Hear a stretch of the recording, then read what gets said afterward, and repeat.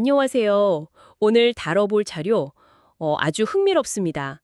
KODX 주주환원 고배당주라는 ETF 안내서인데요. 이게 언뜻 보면 그냥 새로 나온 금융상품 소개 같지만 이걸 자세히 뜯어보면요. 지금 한국 시장에 가장 뜨거운 키워드들이 다 녹아 있어요. 뭐 정부 정책부터 기업들의 체질 개선, 그리고 우리 같은 투자자들의 지갑 사정까지.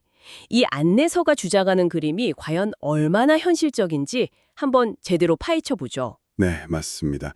이 안내서 한 장에 밸류업 프로그램이라는 그 거대한 정책의 흐름이 어떻게 구체적인 투자 상품으로 이어지는지 그게 담겨 있다고 볼 수 있어요. 그래서 단순히 이 상품 좋아요가 아니라 이 상품이 나올 수밖에 없었던 시장의 배경, 그 구조적인 변화를 읽어내는 게 오늘 분석의 핵심이 될 것 같습니다. 좋습니다.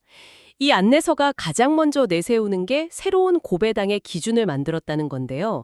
새롭다는 말 언제나 솔깃하지만 한편으로는 그냥 마케팅 용어처럼 들리기도 하거든요. 이게 기존의 고배당주 투자와는 구체적으로 뭐가 어떻게 다르다는 걸까요? 아주 좋은 지적이세요. 핵심은 지속 가능성, 그리고 주주 환원 의지, 이 두 가지를 기준으로 삼았다는 겁니다. 기존의 고배당주 ETF들이 단순히 작년에 배당 수익률이 높았던 기업들을 기계적으로 담았다면요. 이 상품은 기준이 좀 더 까다로워요.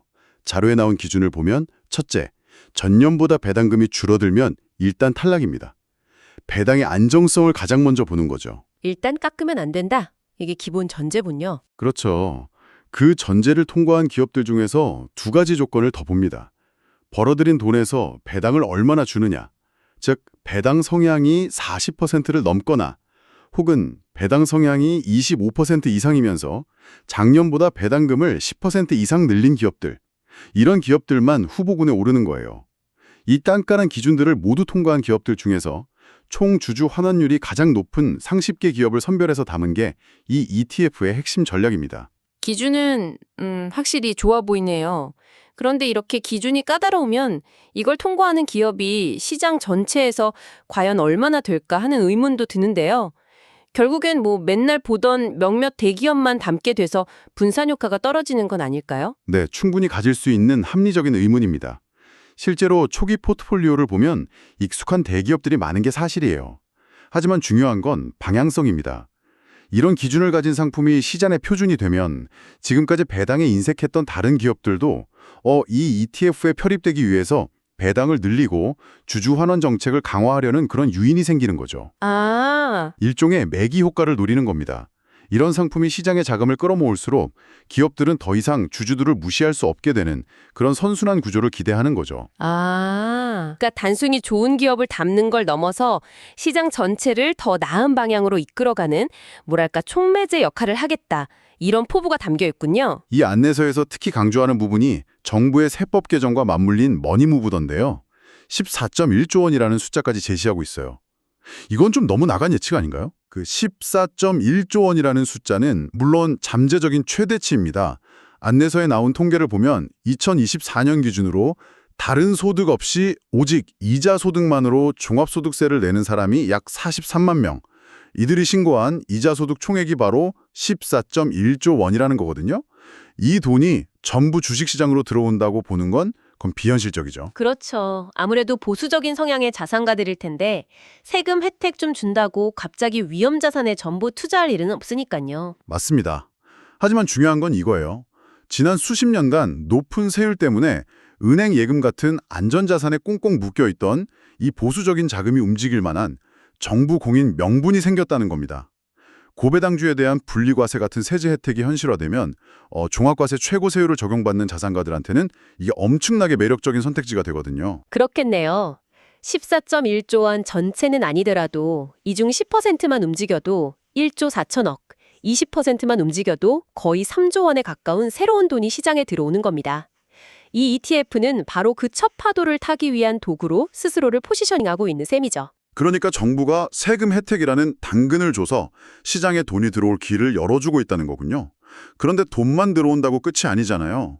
그 돈을 받을 기업들이 실제로 주주들에게 친화적으로 변해야 의미가 있는 건데 이게 바로 안내서의 두 번째 핵심인 주주 환원 강화와 연결되는 거겠네요. 정확합니다. 돈이 흘러들어갈 물길을 터졌다면 이제 그 물을 담을 그릇, 즉 기업들이 변해야죠. 여기서 가장 중요한 키워드가 바로 자사주 소각입니다. 정부가 자사주 소각 의무화를 추진하겠다고 예고하면서 기업들의 움직임이 굉장히 빨라지고 있어요. 자사주 매입이랑 자사주 소각. 자주 듣지만 여전히 헷갈리는 분들이 많을 것 같아요. 아주 간단하게 비유할 수 있습니다. 피자 한 판이 있는데 이걸 8조각으로 나누어 먹기로 했어요. 그런데 피자 주인이 갑자기 내가 2조각은 사갈게 라고 하는 게 자사주 매입입니다. 여전히 피자는 8조각짜리 한 판 그대로고 주인이 2조각을 들고 있을 뿐이죠. 나중에 주인이 배고프면 그 2조각을 다시 시장에 내다 팔 수도 있고요. 이게 잠재적인 뇌물 부담이 되는 겁니다. 아, 그렇군요. 그럼 소각은 뭔가요? 자사주 소각은 주인이 2조각을 사서 그냥 쓰레기통에 버려버리는 겁니다. 아예 없애버리는 거군요. 네. 이제 이 세상에 피자는 영원히 6조각짜리가 되는 거죠. 그럼 남아있는 사람 한 명이 갖는 피자 조각의 가치는 자연스럽게 올라가게 됩니다. 이게 바로 직접적인 주주가치 제고 효과고 되돌릴 수 없는 약속이 되는 겁니다. 와, 매입은 언젠가 다시 팔 수 있는 창고 속 재고지만 소각은 영원히 없애는 폐기 처분이군요. 비유가 확실히 와닿네요. 이 ETF는 이런 흐름을 포트폴리오에 어떻게 반영하고 있나요? 안내서의 포트폴리오 구성을 보면요. 앞서 말한 새로운 고배당 기준을 충족하는 기업들 중에서 자사주를 매입, 소각하는 기업의 비중이 55%에 달한다고 나와 있습니다. 배당이라는 현금 흐름과 자사주 소각이라는 주가 부양, 이 두 가지 주주환원의 큰 축을 모두 고려해서 포트폴리오를 구성했다는 걸 강조하는 거죠. 자료에서 셀트리온을 예로 들고 있는데 2027년까지 주주환원율 40%를 달성하겠다고 약속하면서 구체적인 자사주 소각과 배당 계획을 발표했거든요. 이렇게 중장기적인 계획을 공표한 기업들을 담았다는 건 아무래도 투자자들에게 신뢰를 줄 수 있는 부분이죠. 알겠습니다. 그런데 주주 환원 방식에 또 다른 변화도 있다고요? 안내서에 나오는 감액 배당이라는 용어는 좀 생소한데요. 이게 비과세라고 하니 귀가 쏠깃해지거든요. 감액 배당은 투자자 입장에서 아주 중요한 포인트입니다. 보통 배당은 회사가 열심히 영업해서 벌어들인 이익, 즉 이익 잉여금을 재원으로 지급하잖아요. 그래서 배당 소득세 15.4%를 떼는 거고요. 그런데 감액 배당은 회사가 그동안 쌓아놓은 자본, 정확히는 자본 준비금을 주주에게 돌려주는 방식입니다. 벌어들인 이익이 아니라 원래 있던 자본을 돌려준다는 게 어떤 차이를 만드는 거죠? 법적으로 자본 준비금을 주주에게 돌려주는 것은 이익의 분배가 아니라 자본의 환급으로 봅니다. 내 돈을 내가 돌려받는 개념으로 보기 때문에 세금을 부과하지 않는 거죠. 아, 세금이 없다. 네.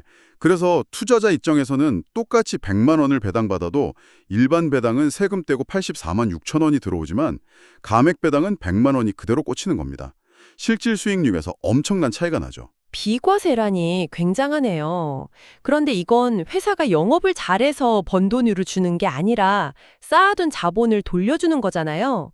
이걸 마냥 긍정적인 신호로만 봐도 될까요? 혹시 회사의 성장 동력이 약해져서 더 이상 투자할 곳이 없다는 의미로 해석할 수도 있지 않을까요? 그 지적은 정말 날카롭고 반드시 짚고 넘어가야 할 부분입니다. 실제로 성장성이 멈춘 기업이 주주들을 달래기 위해 감액 배당을 카드로 쓰는 경우도 있을 수 있어요. 하지만 한국 시장의 특수한 맥락을 함께 봐야 합니다. 오랫동안 한국 기업들은 성장을 핑계로 이익을 과도하게 내부에 쌓아두기만 한다는 비판을 받아왔잖아요. 네, 맞아요. 이른바 코리아 디스카운트의 주요 원인 중 하나였죠. 금고에 현금만 쌓아놓고 투자는 안 하고 배당도 안 한다는 비판이었죠. 맞습니다. 그런 관점에서 보면 불필요하게 쌓아둔 현금을 주주에게 돌려주는 감액 배당은 비효율적인 자본을 효율적으로 재배치하는 긍정적인 자본 정책의 일환으로 해석될 수 있습니다. 중요한 건 성장을 위한 투자를 소홀히 하면서 감액 배당만 하느냐, 아니면 충분한 투자를 하면서도 잉여 자본을 주주에게 돌려주느냐, 그 차이겠죠. 그렇군요. 이 안내서는 최근 감액 배당을 하는 기업 수와 규모가 꾸준히 늘고 있다는 점을 강조하면서 이게 시장의 새로운 트렌드로 자리 잡고 있다는 점을 부각하고 있습니다. 그렇군요. 상황을 종합적으로 봐야 한다는 거네요. 자, 그럼 이제 마지막 포인트로 넘어가 보죠. 앞서 정부 정책과 기업의 변화라는 거시적인 이야기를 나눴다면 이번엔 투자자 입장에서 가장 체감되는 현금 흐름에 대한 이야기입니다. 안내서에서 퐁당퐁당 배당이라는 재미있는 표현을 썼던데요. 네. 요즘 월배당 ETF가 대세인데 여기서 한 발 더 나아가 월 2회 현금 흐름을 만들 수 있다는 전략을 제안하는 겁니다. 이 KODX 주주환원 고배당주 ETF 하나만으로는 월 1회 월중에 분배금을 지급하는데요. 여기에 KODX 고배당주 ETF라는 다른 상품을 조합하는 거죠. 이 상품은 월말에 분배금을 지급하거든요. 아, 그러니까 성격이 약간 다른 두 개의 배당주 ETF를 함께 보유하면 월중과 월말에 한 번씩, 한 달에 2번 배당금이 들어온다는 거군요. 와, 심리적으로 월급을 2번 받는 느낌이 들겠는데요? 그렇죠. 심리적 안정감도 있고 현금 흐름이 더 촘촘해진다는 실질적인 장점도 있습니다. 더 중요한 건 두 상품의 포트폴리오가 다르기 때문에 자연스럽게 분산 투자 효과도 누릴 수 있다는 거예요. 아, 그것도 있겠네요. 네, 투자하는 기업군이 다르니 함께 보유하는 것만으로도 배당 포트폴리오의 위험을 낮추고 커버리지를 효과적으로 넓힐 수 있습니다. 특히 이런 꾸준한 현금 흐름은 장기 투자가 기본인 연금 계좌에서 활용할 때 그 위력이 더 커질 것 같아요. 바로 그 점을 안내서에서도 강조하고 있습니다. 연금저축이나 ISA 계좌에서는 100%까지, 퇴직연금 DC형이나 IRP 계좌에서는 위험자산 투자 한도인 70%까지 편입이 가능하거든요. 이건 단순히 노후자산을 불리는 걸 넘어서는 의미가 있어요. 예전에는 은퇴 전까지 그저 계좌 잔고 숫자만 쳐다봤다면 이제는 은퇴를 준비하는 과정에서부터 매달 2번씩 발생하는 분배금을 활용할 수 있게 되는 겁니다. 그 분배금으로 생활비에 보탠 수분 있고 아니면 다시 재투자해서 복리 효과를 극대화할 수도 있겠네요. 맞습니다. 연금이라는 장기적인 틀 안에서 자산 증식과 현금 흐름 창출, 이 두 마리 토끼를 동시에 잡을 수 있는 전략적 유연성이 생기는 거죠. 이건 과거의 연금 운용 방식과는 완전히 다른 차원의 접근법이라고 할 수 있습니다. 장기 투자의 지루함을 꾸준한 현금 흐름으로 달래주면서 더 멀리 갈 수 있게 해주는 동력이 될 수 있고요. 오늘 KODX 주주환원 고배당주 ETF 안내서를 통해 정말 깊은 얘기를 나눠봤네요. 돌아보면 이 안내서는 하나의 거대한 서사를 이야기하고 있는 것 같아요. 정부의 정책 변화라는 큰 바람이 불기 시작하고 그 바람에 맞춰 한국 기업들이 드디어 주주들을 생각하는 방향으로 돛을 돌리기 시작했으며 마지막으로 투자자들은 그 변화의 파도를 타고 꾸준한 현금 흐름이라는 항구에 도착할 수 있다. 뭐 이런 이야기요. 네, 정확한 요약입니다. 이 상품 안내서는 단순히 이런 종목을 담았으니 수익률이 좋을 겁니다 라는 단편적인 주장을 넘어섭니다. 정책의 변화가 기업의 행동을 바꾸고 그 바뀐 행동이 결국 투자자의 수익으로 이어진다는 거시적인 인과관계를 설득력 있게 보여주려 하고 있죠. 물론 모든 것이 이 안내서의 시나리오대로 흘러가리라는 보장은 없습니다. 정책이 바뀔 수도 있고 기업들의 변화가 기대에 못 미칠 수도 있겠죠. 하지만 적어도 지금 시장에서 가장 중요한 구조적 변화의 흐름을 포착하고 그 기회를 구체적인 투자 전략으로 풀어냈다는 점, 그 점에서 투자자들에게 중요한 시사점을 던져주고 있다고 생각합니다. 오늘 함께 살펴본 내용이 시장의 큰 그림을 이해하고 또 각자의 투자 전략을 세우는데 좋은 참고가 되셨을 기를 바랍니다.